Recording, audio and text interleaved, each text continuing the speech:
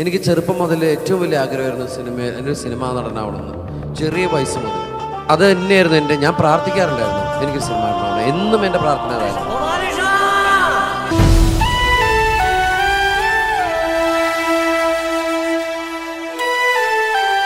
ഒരു കാര്യം കൂടി, നിങ്ങളുടെ അഭിപ്രായങ്ങൾ എന്തും ആവാം, പക്ഷേ അത് നിങ്ങളുടേത് മാത്രമായിരിക്കും. ചില കള്ളന്മാർ പടം മോശമാണെന്ന് പറയുമ്പോഴും ഞാൻ കണ്ടത് എന്റെ പഴയ ദിലീപേട്ടൻ.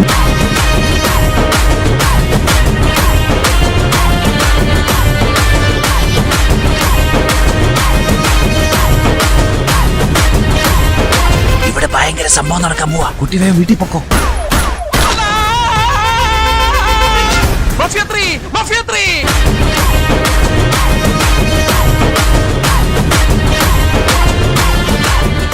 എല്ലാവർക്കും നമസ്കാരം. ഞാൻ അജിം വർഗീസ്. സെല്ലിലൂഡിന്റെ മറ്റൊരു എപ്പിസോഡിലേക്ക് ഏവർക്ക് സ്വാഗതം. ചിരിപ്പിക്കുകയും ചിന്തിപ്പിക്കുകയും കരയിപ്പിക്കുകയും ചെയ്ത ഫ്രണ്ട്സ് ആൻഡ് ഫാമിലി. ചില കള്ളന്മാർ പടം മോശമാണെന്ന് പറയുമ്പോഴും തിയേറ്ററുകളിലെ കൈയടിയിലെ ആരവങ്ങൾ മുഴങ്ങുമ്പോൾ ഒരിക്കലും തീരവുണ്ടല്ലോ, കൂടെ പിറക്കാതെ പിറന്നവർ തുണയുണ്ടല്ലോ. ജനപ്രിയ നായകൻ ദിലീപേട്ടനോടും ഫ്രണ്ട്സ് ആൻഡ് ഫാമിലി ടീമിനോടും ഞങ്ങൾ സ്നേഹിക്കുന്ന ജനങ്ങൾക്ക് ഒന്നേ പറയാവുള്ളൂ, ഞാൻ കണ്ടട എൻ്റെ പഴയ ദിലീപേട്ടനെ. നമസ്കാരം. നമസ്കാരം. അതിന് ഞാൻ ചേട്ടൻ ഒരു നോട്ടം.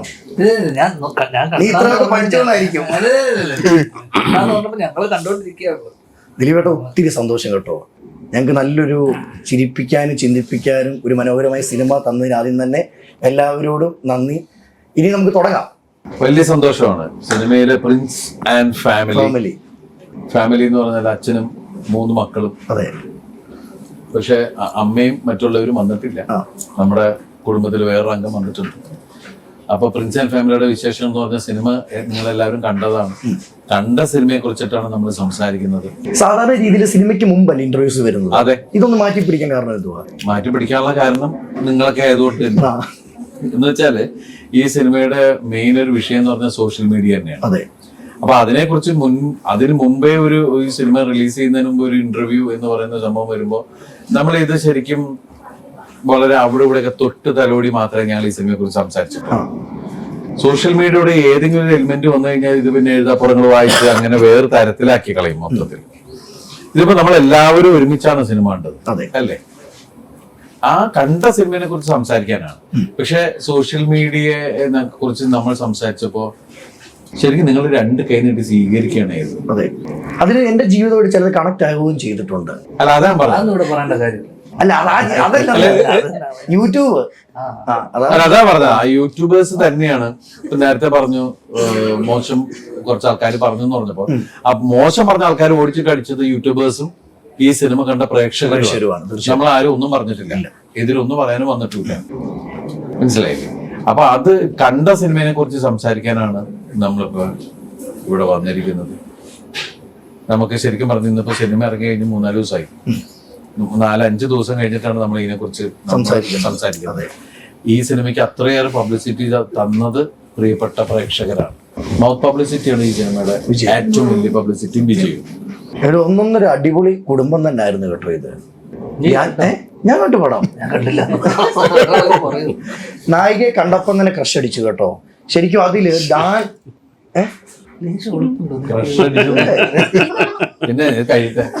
ശരിക്കും ക്രഷ് അടിച്ചു. കാരണം ആ ഡാൻസ് കളിച്ചു വരുന്ന ഒരു സീന്,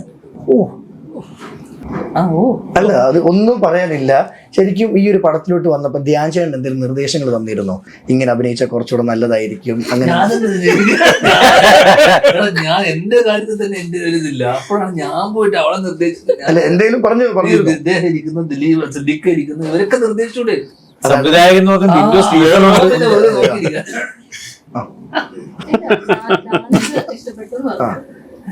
ഫസ്റ്റ് ആക്ച്വലി ചേട്ടനെ കണ്ടപ്പോ തന്നെ ഞാൻ ചിരിക്കാൻ തുടങ്ങി. അപ്പൊ എനിക്ക് അഭിനയിക്കാൻ കുറച്ച് ബുദ്ധിമുട്ടില്ലായിരുന്നു.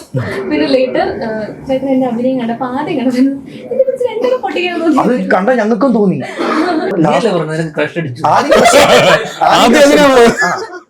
ആദ്യം ഡാൻസ് ഒക്കെ കണ്ടപ്പോൾ ക്രഷ് അടിച്ചു. പിന്നെ ദിലീപേട്ട എന്തുകൊണ്ട് ദിലീപേട്ട പൊട്ടിച്ചില്ല? ദിലീപേട്ട ആ സീരി ദിലീപേട്ടൻ ഇപ്പം പൊട്ടിക്കും എന്നൊരു തോന്നലെല്ലാം കാണുന്ന പ്രേക്ഷകർക്ക് ഞങ്ങൾക്ക് ഉണ്ടായിരുന്നു. അതാണല്ലോ ഇപ്പോഴത്തെ എല്ലാവരും ആഗ്രഹിക്കുന്നത്. ഒരു പെണ്ണിനെ തല്ലിയ തീരാവുന്ന വിഷയങ്ങൾ അതല്ലല്ലോ. അതെ. അതല്ലാതെ എങ്ങനെ പുതുമയായിട്ട് ചെയ്യുന്നു എന്നല്ലേ നിങ്ങളെല്ലാം ശ്രദ്ധിച്ചത്. ഇപ്പൊ മറ്റത് ഒരു അടി അടിച്ചിരുന്നെങ്കിൽ സാധാരണ എല്ലാ സിനിമകളിലും സംഭവിക്കുന്ന അല്ലെങ്കിൽ റീലൊക്കെ നമ്മൾ കണ്ടിട്ടുള്ള കാര്യങ്ങളാണ്. അപ്പൊ അതിനേക്കാൾ അവൾ ഒരിക്കലും മറക്കാൻ പാടില്ല. ഒരു അടി എന്ന് പറഞ്ഞാൽ ചിലപ്പോൾ ആ വേദന പോകുമ്പോൾ ചിലപ്പോൾ അത് പോവുമായിരിക്കും. പക്ഷെ അവളുടെ ലൈഫിൽ മറക്കാൻ പാടില്ലാത്ത ഒരു കാര്യമാണ് അയാൾ ചെയ്തത്, അല്ലേ? അതെ.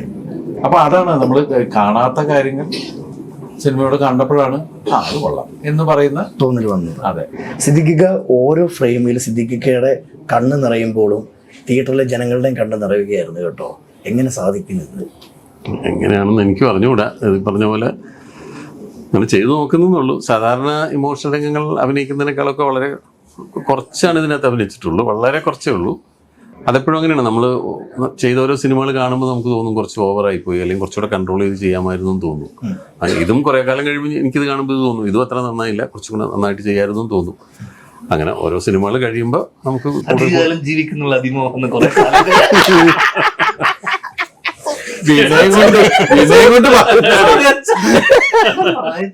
കൊറേ കാലം എന്ന് പറയാം. അധികാലം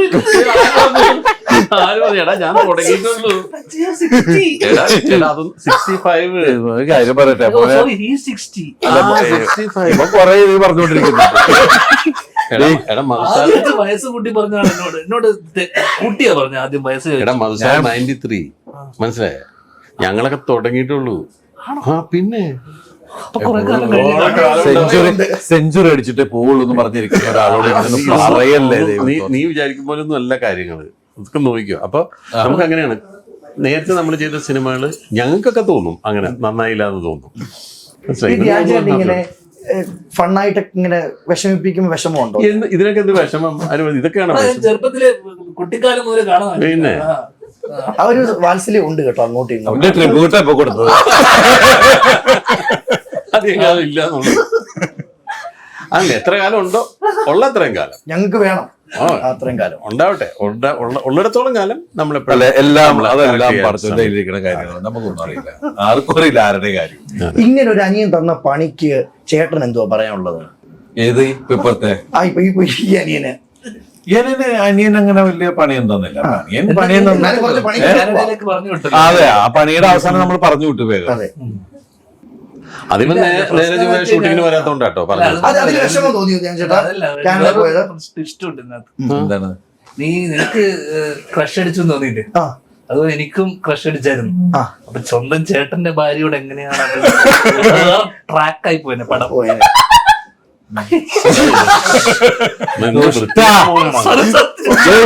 നിങ്ങൾ അവരെ ചേർത്ത് പിടിക്കല്ല കേട്ടാ.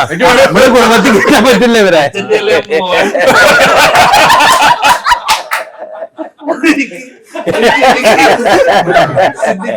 എടാ എന്റെ മോന് ഇതാടാ.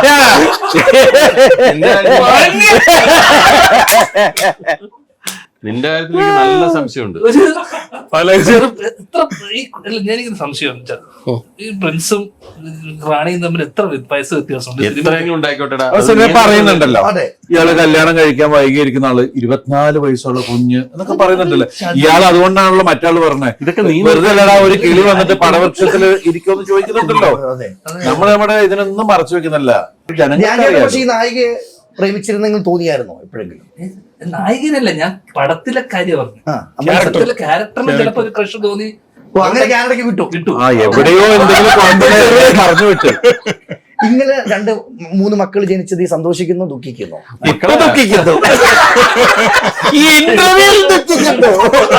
ഇവന്റെ ഇതാണ് ഇവന്റെ കയ്യിലിരിപ്പ്. പക്ഷെ ഇരിക്കട്ടെ, ഒരു ഗുരുത്തം കേട്ട മോൻ അങ്ങനെ ഇരിക്കട്ടെ. എന്നാലും കൂട്ടത്തിൽ മൂത്ത മോൻ മാത്രം പണിക്ക് പോകുന്നു, ബാക്കി 2 പേരും വെറുതെ ഇരുന്ന് കഴിക്കുന്നു. അപ്പോൾ അപ്പന് പറയത്തില്ലായിരുന്നോ എന്തേലും പണിക്ക് പോടാ? അപ്പനും വെറുതെ ഇരുന്നല്ലേ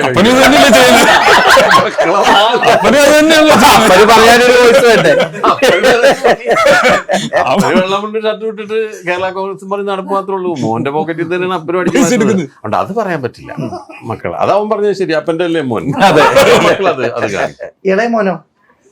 ഇളയ മോന് പിന്നെ വ്യത്യാസം. അവൻ ചെറുപ്പത്തിലെ കല്യാണം കഴിച്ച് 3-4 മക്കളും ഒക്കെ ആയി. പ്രൊഡക്ഷനിൽ മാത്രം ഞാൻ ശ്രദ്ധിച്ചു. ഇവര് 3 പേരും പ്രൊഡക്ഷന്റെ പരിപാടികൾ. മൂന്ന് പേരിലടാ ഇവർ രണ്ടുപേരും. അല്ല നിങ്ങളുടെ പ്രൊഫഷനിൽ ഞങ്ങൾ പോകുന്നത് ആ പ്രൊഡക്റ്റിൽ നിന്നല്ല പിന്നെ ബാക്കി ഓ, വരുന്നത്. ശരി. മൊത്തം നല്ല ഫാക്ടറി ചൈൽഡ് ഫാക്ടറി. ശരിക്കും അച്ഛൻ തന്നൊരു കയ്യൊപ്പ് കേട്ടോ ബാക്കി ഡെലിവറി വന്നുകൊണ്ടിരിക്കുന്നത് അല്ലേ? മനസ്സിലായില്ല കുഞ്ഞാ ഇങ്ങനെ ഒരു സാധനം. ഡെലിവറി. ശരിക്കും മലയാള സിനിമയുടെ മഹാറാണിയായിട്ട് മാറിക്കഴിഞ്ഞു കേട്ടോ. അതിൽ യാതൊരു സംശയവുമില്ല. ലുക്ക് കൊണ്ടാണെങ്കിലും വർക്ക് കൊണ്ടാണെങ്കിലും എല്ലാം കൊണ്ടും അടിപൊളി. ശരിക്കും ദിലീപേട്ട ഈ നായികയാണ് കഥ കൊണ്ടുപോയത്, സത്യമല്ലേ? തീർച്ചയായിട്ടും ഞാൻ കഥ കേൾക്കുന്ന സമയത്ത് തന്നെ ഷാരിസിനോടും ബിന്ദുവിനോടും പറഞ്ഞ ഈ ക്യാരക്ടർ ആരാ ചെയ്യുന്നത്, കാരണം ഈ ക്യാരക്ടർ മോശമായാൽ ഈ സിനിമ മോശമാവും. അപ്പൊ അതുകൊണ്ട് ഏത് തരത്തിലെന്ന് വെച്ചാൽ പുതിയൊരാൾ വേണം, ഉള്ള ഒരാൾ വേണം, അഭിനയിച്ചുകൊണ്ടിരിക്കുന്ന ഒരാൾ വേണം. ഇപ്പൊ എല്ലാ അർത്ഥത്തിലും ശരിക്കും പറഞ്ഞാൽ അഭിനയിച്ചുകൊണ്ടിരിക്കുന്ന ഒരു നായകനെ ആലോചിച്ച് കഴിഞ്ഞാൽ ചിലപ്പോൾ മുൻ ധാരണകളുണ്ടാവും. അപ്പോൾ പുതിയൊരാൾ, പക്ഷെ പുതിയൊരാൾ എന്ന് പറയുന്നത് ഭയങ്കര റിസ്ക് എന്ന് പറയുന്നൊരു എലിമെന്റ് അതിനകത്ത് നിൽക്കുന്നുണ്ട്. പക്ഷെ കറക്റ്റായിട്ട് നമുക്ക് റാണ എന്ന ഈ നർത്തകി ഒരു മഹാറാണിയെ കിട്ടിയല്ലേ? അതെ, മലയാള സിനിമയ്ക്ക് നല്ലൊരു നായിക, നല്ലൊരു നടിയെ കിട്ടി. ഈ തൊട്ടതെല്ലാം പൊന്നാക്കാൻ എങ്ങനെ സാധിക്കും ദിലീപേട്ട? അല്ല, നമുക്കൊരു നമ്മുടെ കൂടെ ഉദ്ദേശിച്ച് നമ്മുടെ കൂടെ ഒരുപാട് നായികമാര് ഇതിനു മുമ്പ് വന്നിട്ടുണ്ട്. അവരൊക്കെ ദൈവം അനുഗ്രഹിച്ച് രക്ഷപ്പെട്ടിട്ടുണ്ട്. തീർച്ചയായിട്ടും രക്ഷപ്പെടുകയല്ല, അവരൊക്കെ മലയാള സിനിമ, കന്നഡ, തെലുങ്ക്, തമിഴ് എല്ലാ ഇൻഡസ്ട്രിയിലും അറിയപ്പെടുന്ന, പലരെയും ഇൻഡസ്ട്രിയിൽ അറിയപ്പെടുന്ന നായികമാര് തന്നെയാണ്. ആ കൂട്ടത്തിൽ പുതിയതായിട്ട് ഒരാളെയും കൂടി നമുക്ക് പറയാം, എൻ്റെ കൂടെയാണ് ആ കുട്ടി വന്നത്. നാളെ എന്ന് വെച്ചിട്ടുണ്ടെങ്കിൽ ഇവർ ഒരുപാട് ലാംഗ്വേജിലൊക്കെ പോകാൻ ടാലന്റഡ് ഉള്ള ഒരാളാണ്, നമുക്ക് അഭിമാനത്തോടുകൂടെ പറയാം, അല്ലേ? തീർച്ചയായിട്ടും. സിദ്ദിഖിക്ക ആ പടത്തില് ഇപ്പൊ ഇമോഷണൽ ആണെങ്കിലും കോമഡി ആണെങ്കിലും ഇതെല്ലാം വർക്കൗട്ട് ചെയ്യാൻ ഇനി എത്ര കാലഘട്ടം കഴിഞ്ഞാലും സിദ്ദിഖിയേട്ടനെ കൊണ്ട് സാധിക്കുന്നുണ്ട്. ഈ സെറ്റിലാണെങ്കിൽ പോലും ധ്യാൻ ചേട്ടൻ ഇന്റർവ്യൂവിൽ പറയുന്ന തമാശകൾ സെറ്റിൽ കൊണ്ടോ നിങ്ങളെ സന്തോഷിപ്പിക്കാറുണ്ടോ? സെറ്റിൽ നമ്മൾ വളരെ സീരിയസ് ആയിട്ട് വർക്ക് ചെയ്യാറില്ലേ? നീയോ? അങ്ങനെ സെറ്റൊക്കെ എപ്പോഴും വളരെ തമാശകൾ ഇതുപോലൊക്കെ തന്നെ തമാശയൊക്കെ പറഞ്ഞൊക്കെ തന്നെയാണ് പോകുന്നത്. ഈ അച്ഛനും മക്കളൊക്കെ സിനിമയിലാണെന്നേ. ഇതൊക്കെ നമ്മൾ അഭിനയിക്കാൻ ചെല്ലുമ്പോൾ ഞാനും ഇവരുടെ പ്രായത്തിലേക്ക് അങ്ങ് പറയും, ഇവൻ പറഞ്ഞ പോലെ ഒന്നുമല്ല. ധ്യാൻ ചേട്ടൻ സെറ്റിൽ നമ്മുടെ വൈബാണോ സിദ്ദിഖിക്ക? ചോദിച്ചു നോക്കതേ, നമ്മുടെ നമ്മുടെ വൈബാണോ സിദ്ദിഖിക്ക സെറ്റില്? ആണോന്നോ? ആ, അവസാനമായിട്ട് പറ സിദ്ദിഖിക്ക ധ്യാൻ ചേട്ടനോട് പറഞ്ഞ ഫണ്ട് ഏതാ ഓർമ്മ വരുന്നേ സെറ്റില്? ഇപ്പൊ ഒരു ഫണ്ട് പറഞ്ഞെന്ന് തുടങ്ങി അത് ഈ മൈക്കിൽ കിട്ടിയിട്ടുണ്ടെങ്കിൽ നീ കേട്ടില്ലായിരുന്നു. ജനങ്ങളും കേക്കട്ടെ, പറ. ഞങ്ങളുടെ ഇടയിൽ മാത്രമുള്ള തമാശകളാണ്. അതൊക്കെ പുറത്തങ്ങനെ പറയാൻ പറ്റില്ല. അതൊക്കെ ഞങ്ങൾക്ക് മാത്രമായിട്ട് ചില നല്ല നല്ല നിമിഷങ്ങളാണ്. ആളെ കേട്ട എന്നെയും ബാൻ ചെയ്യും ഞങ്ങൾ. ദിലീപേട്ട മറ്റ് സെറ്റുകളിലൊക്കെ പടം കഴിയുമ്പോൾ സ്നേഹത്തോടെ അവർ സംസാരിക്കുന്നു, പിരിയുന്നു. ക്രൂവിലുള്ള എല്ലാവർക്കും ദേപ്പുട്ടി കൊണ്ടുപോയി ഫുഡ് കൊടുത്തു നിന്നോ? അല്ല, ലൊക്കേഷൻ സമയത്ത് സോറി ദേപ്പുട്ടിലേക്ക് പോയില്ല, അവരെല്ലാം ഫുൾ ഇവിടെ കൊണ്ടുവന്നു. ലൊക്കേഷൻ നമ്മള് ദേപ്പുട്ട് അങ്ങനെ ലൊക്കേഷനിലേക്ക് കൊണ്ടുവന്ന ഫുഡ് കൊടുത്തത്. ആ, ഓ ദൈവാനുഗ്രഹം അങ്ങനെ ചെയ്തത്. ഇതുപോലുള്ള ചോദ്യം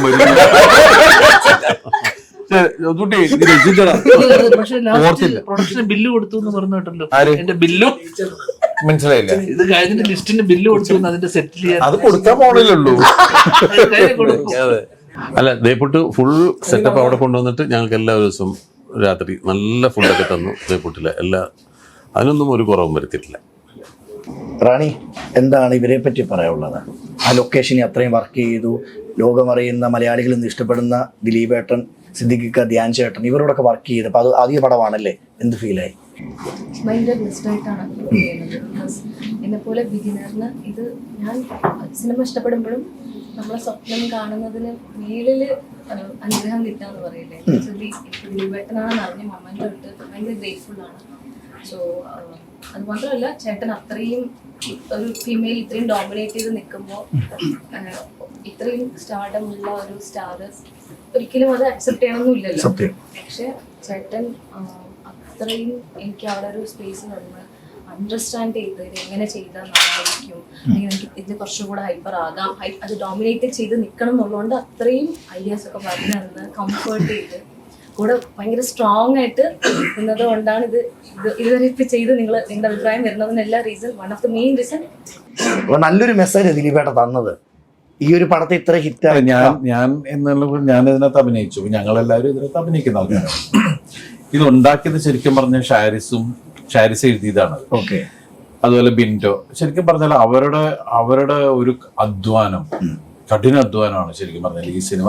ഞങ്ങളായിട്ട് വരെ ശരിക്കും ഫൈറ്റ് ചെയ്തിട്ട് തന്നെയാണ് പല കാര്യങ്ങളും നമ്മൾ ഇതാക്കി. അത് ലെങ്ത് കൂടി ഇപ്പൊ ഞങ്ങൾ ആർഗ്യുമെന്റ്സ് ഒക്കെ ഉണ്ട്. അത് ഞങ്ങളുടെ പേഴ്സണലാണ്. ഞങ്ങളിപ്പോ ഞാനും ലിസ്റ്റിനും ബിൻഡോയും ഷാരിസും മാത്രമുള്ളൊരു ലോകമാണ്. പക്ഷെ അതിന്റെ ഒരു ഫൈൻ പ്യുവർ ഒരു കണ്ടന്റ് ആണ് അവര് ലാസ്റ്റ് ഞങ്ങളെ കൊണ്ടുവന്ന് ഇത് ഓക്കെയാണോ, ഇത് പക്ക, ഇതൊരു നീറ്റ് ഫിലിം ആയിരിക്കും, ബാക്കി നമുക്കറിയില്ല എന്നുള്ള രീതിയിലാണ്. പക്ഷെ അതിനു വേണ്ടി അവരെടുത്തൊരു സ്ട്രെയിൻ ഉണ്ട്. പെർഫോമേഴ്സ് ആണ് ഈ സിനിമയിൽ. പക്ഷെ അതിനുവേണ്ടി അത് എഴുതി ഉണ്ടാക്കി കൊണ്ടുവന്ന് പറയാന്ന് പറയില്ലേ, ഞങ്ങൾ അതിന് വേണ്ടിയിട്ട് നമ്മളിങ്ങനെ ചെയ്തോട്ടെ, ഞങ്ങൾ ഇംപ്രൈസേഷൻ കാര്യങ്ങളൊക്കെ അതിന്റെ ഭാഗത്തൊക്കെ ഉണ്ടായിട്ടുണ്ട്. തമാശകൾ അങ്ങനെ ആയാലും നന്നാവോ, ഇങ്ങനെയാവും നന്നാവോ എന്നൊക്കെ ഉള്ള ചർച്ചകളൊക്കെ ഉണ്ടായിട്ടുണ്ട്.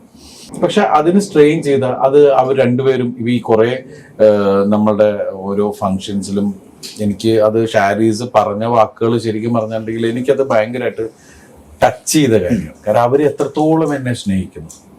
അവർ സിനിമയെ വളരെ സീരിയസ് അപ്രോച്ചുള്ള ഒരാളാണ് ഷാരീസ് സിനിമയെക്കുറിച്ച്.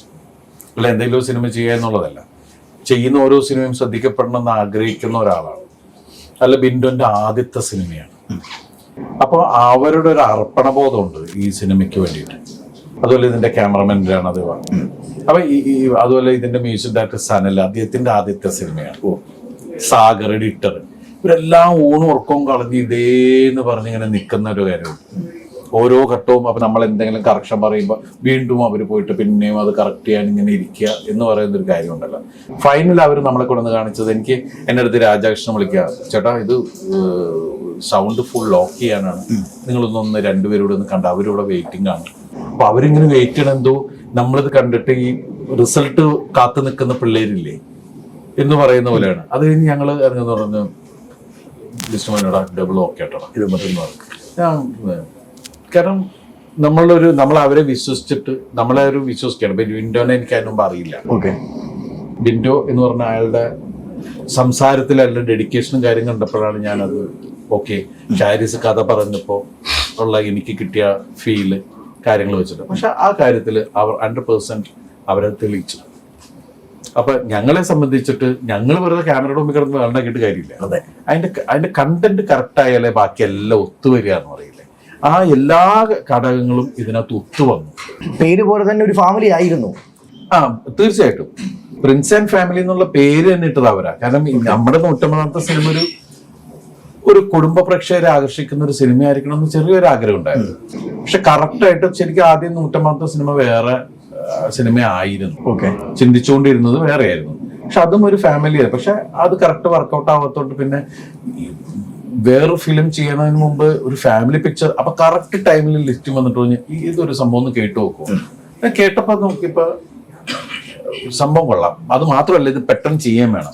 കാരണം വെച്ചാൽ ഇത് ആർക്കും ചിലപ്പോ ചിന്തിക്കാം. അതെ, ഈ കണ്ടന്റ് അതാണ്.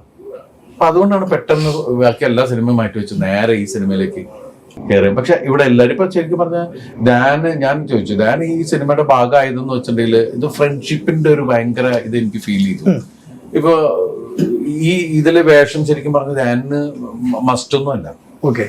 പക്ഷെ ഒന്നും ചോദിക്കാതെ ഞങ്ങളൊക്കെ ഉണ്ട്, പിന്നെ അവരുടെ ഫ്രണ്ട്ഷിപ്പ് ഒക്കെ കൂടി വന്നപ്പോഴേക്കും ഞാൻ വന്ന് സുഖമായിട്ട് കാര്യം തമാശകൾ ഞങ്ങൾ പറയുന്നുണ്ടെങ്കിലും അതിന്റെ സീരിയസ് ഇത് എന്ന് വെച്ചിട്ടുണ്ടെങ്കിൽ ആ ഒരു നന്മയുണ്ട്. ഈ സിനിമ ധ്യാൻ വന്നപ്പോ സിനിമയ്ക്കാണ് അത് ഗുണം ചെയ്തത്. ഞങ്ങൾ ഇന്റർവ്യൂസിനും നല്ല ഗുണം ചെയ്തു.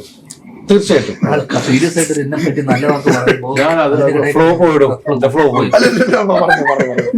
ഒന്നും മിണ്ടുന്നില്ല. ദിലീപേട്ടൊന്നും പറഞ്ഞു. അത്രേ ഉള്ളൂ. ധ്യാൻ ചേട്ടനെ ഒക്കെ ഒരു ഫ്രെയിമിൽ പ്ലേസ് ചെയ്തത് കേട്ടോ. എന്റെ ഇടയിൽ ഒരു ടോ പറഞ്ഞെന്തിനാ? അല്ല സാധാരണ എന്റെ പടങ്ങൾ അല്ല, അവനോട് എന്തെങ്കിലും ചോദിക്കേ, അവന് പറയാനുള്ള കേൾക്കണ്ടേ. എന്താ അല്ല ഈ ടോ എന്ന് പറഞ്ഞത് എന്താന്ന്? അല്ല ഒന്നുമില്ല. എന്താ നിനക്കറിയാം ഇത്രയും പടങ്ങൾ എങ്ങനെയാ ഒരു വ്യക്തിക്ക് ചെയ്യാൻ പറ്റുന്നത്? ഡേറ്റ് കുറവാണ് എന്നും ഓരോ പടങ്ങള്. അല്ല ഡേറ്റ് കുറവെന്ന് വെച്ചിട്ടുണ്ടെങ്കിൽ ഇപ്പൊ ഈ പടത്തില് നമ്മള് ഒരുപാട് സീക്വൻസില് ഞാൻ പറഞ്ഞു അല്ലല്ല അതെന്താ വെച്ചാല് ഇവര് ഇത് കോമഡി ആക്കാൻ നോക്കും. അതിനകത്തൊരു ജീവിതമുണ്ട്. ഇവൻ പറയുന്നതല്ല ഇവര് നിസാരാക്കി കളയും. ഇവനൊരു കാര്യം പറഞ്ഞ് മനസ്സിലാക്കില്ല. ഇവന് വേണ്ടി എനിക്ക് സംസാരിക്കട്ടെ, ഞാൻ എന്റെ ഏട്ടറല്ലേ. ചേട്ടൻ പറയും ജനം പറഞ്ഞു ജീവിതത്തിലും ഓ, ചേട്ടന്റെ ഉറപ്പായിട്ടും പറയണ എനിക്ക് എന്റെ സഹോദരന്റെ സ്ഥാനത്ത് കാണുന്നത്. എന്താ പറയുക ചോദിച്ചു പറ നിങ്ങൾ എന്താ ചോദിച്ചേ? എങ്ങനെ ഇത്രയും സിനിമകൾ അഭിനയിക്കുന്നതാണ് ചോദ്യം. എന്നെക്കാളും ഇത്രയും സിനിമകൾ അഭിനയിച്ച രണ്ടുപേരും ലെജൻസ് ഇരിക്കുമ്പോ എന്നോട് ഈ ചോദ്യം ചെയ്യുന്നത് എന്താ അർത്ഥമാണുള്ളത്? അല്ല ഞാൻ ചോദിക്കുക പറഞ്ഞോ. അവർ ചോദിക്കുന്നത് ഒരു മാസത്തില് അല്ല, അവര് ചോദിക്കുന്ന മനസ്സിലാ ഒരു മാസത്തില് എങ്ങനെ എത്ര സിനിമ ചെയ്യാൻ പറ്റുന്നു അതാണോ? അത് തന്നെ correct. അവൻ പറയണമെന്ന് കേൾക്കാൻ വേണ്ടി ഇനി നീ പറ. ചേട്ടന്മാരാ ഇങ്ങനെ വേണം കേട്ടോ. Love you. എന്നോടല്ലേ ലവ് യു അതെ പറയാം അല്ല ഞാൻ പറയണമെന്നുണ്ട് കഴിഞ്ഞിട്ട് അങ്ങനല്ല. നമ്മളെന്താണ് കുടുംബ സിനിമയാണല്ലോ. അതെ, നമ്മളെല്ലാം എന്തിനാണ് വേണ്ടി ചെയ്യുന്നത്? ജോലി ചെയ്യുന്നതായിക്കോട്ടെ, നമ്മൾ എന്തിനു വേണ്ടി ചെയ്യുന്നത്? നമ്മുടെ കുടുംബത്തിന് വേണ്ടി. കുടുംബത്തിന് വേണ്ടി. അച്ഛൻ എത്രയോ വർഷങ്ങളായിട്ട് ജോലി ചെയ്യാൻ പറ്റാത്തൊരു അവസ്ഥയിലാണ്. പിന്നെ അപ്പൊ അച്ഛനെ സപ്പോർട്ട് ചെയ്യുക. ചേട്ടനും ബ്രേക്ക് എടുത്ത് കുറെ സിനിമകൾ ചെയ്യുന്നുണ്ട്, അപ്പൊ ഏട്ടനെ സപ്പോർട്ട് ചെയ്യുക. അപ്പൊ ആ രീതിയിൽ നമ്മുടെ കുടുംബത്തിന് വേണ്ടി നിരന്തരമായിട്ട് നീ പഠിക്കുന്നില്ലേ? അതെന്താ? ആണോ? നീ അങ്ങനെയൊക്കെ നോക്കുന്ന ആളാണ്. അതല്ല തമാശ, സീരിയസ് ആയിട്ട് ഉത്തരം വേണമെന്ന് പറഞ്ഞാൽ ഞാനത് ചെയ്യുന്നു. ആ. ഞാൻ എന്റെ കുടുംബത്തിന് വേണ്ടി ജോലി ചെയ്യുന്നു. അതാ സിനിമ കാണാനും ഉണ്ടായിരുന്നു. അതാ 10 ദിവസം കഴിഞ്ഞപ്പോ അടുത്ത പടത്തിന് പോയി. കുടുംബത്തിന് വേണ്ടി. അച്ഛൻ കഴിഞ്ഞ ദിവസം എന്നോട് ചോദിച്ചു നിർത്തിക്കൂടാ എന്നോട് ചോദിക്കും ഇതേതാ പടം? ഞങ്ങളൊരു പടം നിർത്തിക്കൂടെ?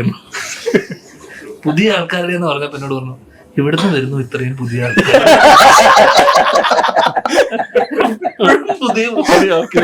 വേറെ ഗ്രഹത്തിൽ നിന്നൊക്കെ വരികയാണോ? അപ്പൊ ഒരുപാട് ചിരിപ്പിച്ചു. അവസാനമായിട്ട് ദിലീപേട്ട കോസ്റ്റ്യൂം ഒന്നും പറയാനില്ല. അടിപൊളി കോസ്റ്റ്യൂം ആയിരുന്നു കേട്ടോ. അത് സെലക്ട് ചെയ്യാനുള്ള കാരണം അവനൊന്ന് വിളിച്ചേങ്ങടാ വെങ്കി. നിങ്ങൾ വന്നപ്പോ അവൻ എല്ലാവരും ഇത് തന്നെ ചോദിക്കട്ടല്ല, പറഞ്ഞേൽപ്പിച്ചോ? അല്ല, അവനൊന്ന് കാണിച്ചു കൊടുക്കാം. അവനെ വേണമെങ്കിൽ വെങ്കി നിന്നെ ഇവർക്ക് കാണണോന്ന്. നീ ബാക്കിൽ ഒന്ന് വന്നിട്ട് മുഖം കാണിക്കും. എങ്കിൽ നല്ലൊരു കോസ്റ്റ്യൂം ഇട്ടിട്ട് വാ.